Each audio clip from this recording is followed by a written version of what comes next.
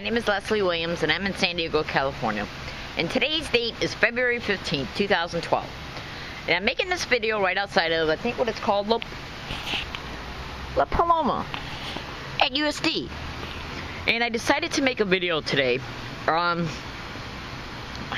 You know, when I first start making my videos, I'm a little excited and it takes me about, I don't know, 10 seconds to calm down.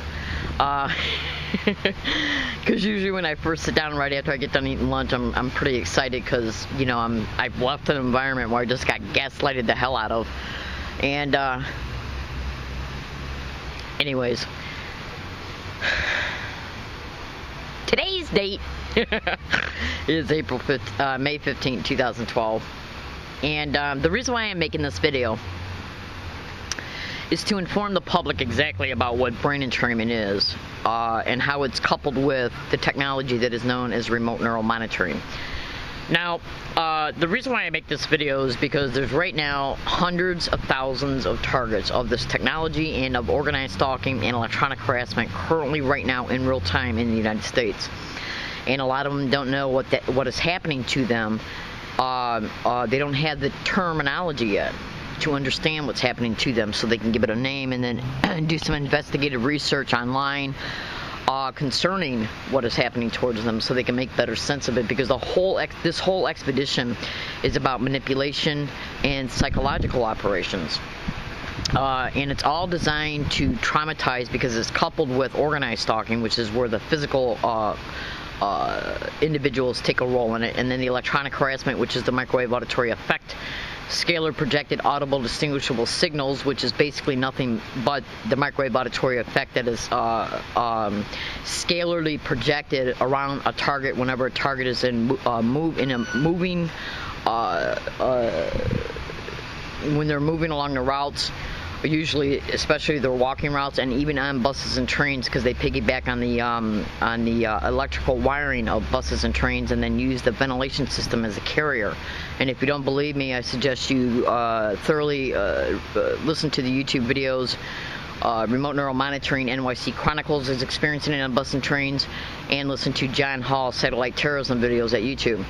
Now, when a target is in a fixed position, like in a university library or anywhere, a restaurant, whatever, or at a campsite or in their home, what they'll do is scalarly project the aerial harassment, AUREL harassment, in different popped locations. Say if you're in the middle of a circle, and what they'll do is transmit the aerial harassment at specific points around you while you're in the middle of the circle.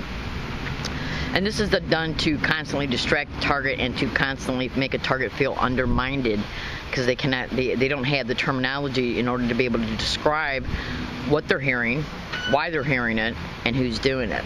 Okay, and then you have the remote neural monitoring manipulation.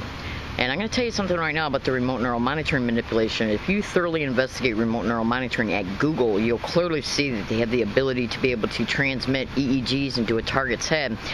And since you'll clearly be able to see that what is described in that particular PDF files online, you can clearly see that they have the capacity to access your audio cortex and your visual cortex. And there's a technology out there that is known as voice morphing, voice synthesizing, and voice modulation. And these are just preliminary terms, generic terms that describe what they can do is literally take your voice print algorithm, put it in a software program that is within the technology that holds the remote neural monitoring, and then speak into that technology, or have the artificial intelligence that runs the computer that the remote neural monitoring is in. And what they'll do is either have the computer that is run by the AI, artificial intelligence, or they'll have handlers speak into the software, and whatever they say into the software comes out into the target's voice. It is then transmitted to the audio cortex, and the target just believes that what they're hearing is their own subvocal speech, their own internal dialogue, because they're hearing it in their own audio cortex.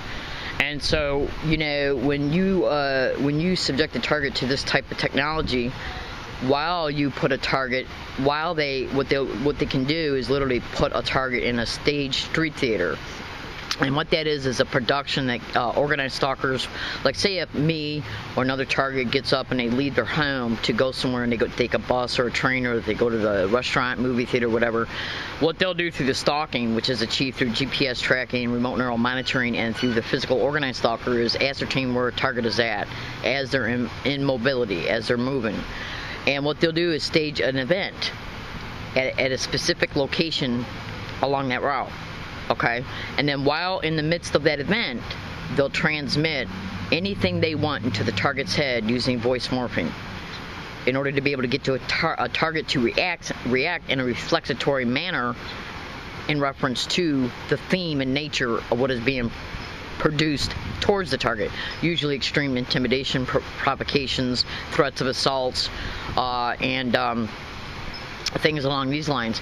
Now, what brain entrainment is what is achieved through the microwave auditory effect, where they're constantly being subjected to aerial harassment, statements that are made that are derogatory and taunting to a target, and it's nothing but a computer-to-brain feedback loop where they're constantly projecting it towards a target in reference to either what a target's doing or in reference to the theme of their evoked potentials.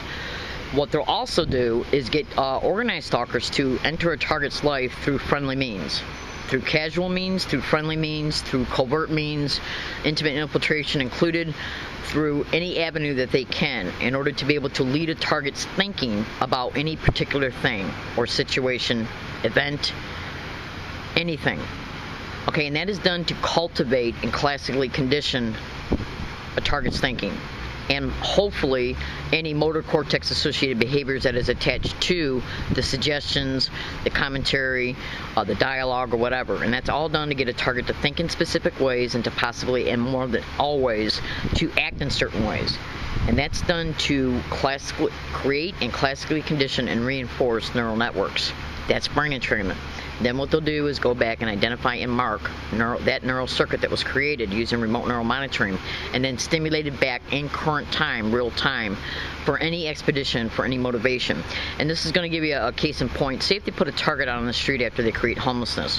What they'll then do is put somebody in their life, or somebody that's already been in their life that was attached to the organized stalker and the target hasn't figured it out yet. They'll have that person reappear along their path once homelessness is created. Then that person will put an idea in their head about how they can deal with the homelessness. They'll tell them, you can call 911 and go to the hospital and get all these services, but the only catch is, though, you got to tell them you're suicidal. And the target will contemplate it. They might even do it that day, or they'll contemplate it and they'll think about it while they're still subjected to electronic harassment, remote neural monitoring manipulation, which can alter your brain states, anxiety, panic attacks, depression, anger, fear, and while they're still kept in the expedition of non-stop 24/7 organized stalking expeditions. Now, when a target eventually breaks down, they'll remember that suggestion, and then they'll process it, and then they'll behave on it. Okay, so that's one neural network that's got motor cortex associated behaviors attached to it. They'll identify and mark that neural network and stimulate it back on any date before and after a target leaves a hospital or goes into it. And why is that done? To bilk the insurance, the Medicare fraud, the Medicare trafficking. This is literally what they did to me in Michigan. They deliberately and intentionally created homelessness, and then deliberately and intentionally created neural circuits through suggestions and advertisement, in order to get me to believe that if I went into the hospital and all I had to do was tell them I was suicidal, that I could get all kinds of services. And every time I went in, every time they stimulated it, okay, they kept trying to get me to come back by right before releasing me by saying, well, the doctor that could have been here for you to help you was not here this time, so if you ever have to come back, I'm sure they'll be here this time.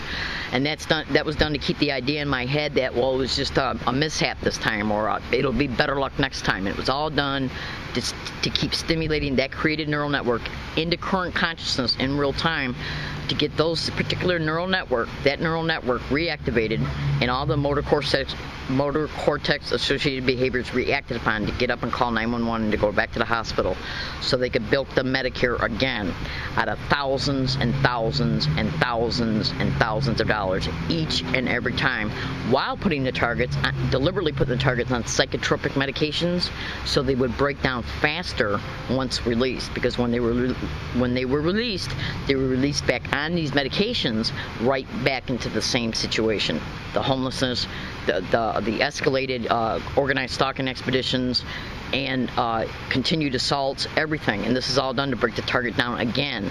So they believe that right before the target's right and ready and duressed out enough, they can be stimulated easier, and then they stimulate that neural network again to get the target to believe all they got to do is call 911, so they can bilk the Medicare again. This is brain entrainment, neural entrainment for Medicare trafficking. And this is what they do. These are the types of racketeering schemes they engage in. My name is Leslie Williams. I'm in San Diego, California right now, and I expose these crimes. It's nothing but torture for money, flat out. And I had no doubt in my mind whatsoever that the hospitals in Michigan got at least $500,000 from me, at least. My name is Leslie Williams. I expose these crimes in order for people to understand the factual realities and the heinous nature behind them.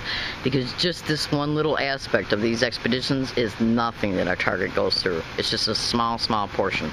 Okay, I'm going to stop this video. I'm in San Diego, California, and I'm experiencing the same exact type of organized stalking here in California. And they're just dying to set me up on this campus, along my routes. I'm being gang stalked at routes on a feverish scale by employees, by people coming in acting as customers.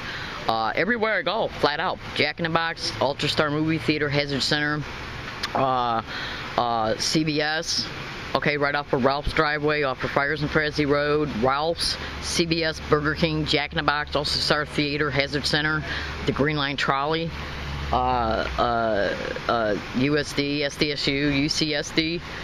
Yeah, something but organized stalking set up through the system and achieved mostly through community notifications in order to be able to make money off of one individual. Now, okay, gotta go. San Diego, California. Leslie Williams.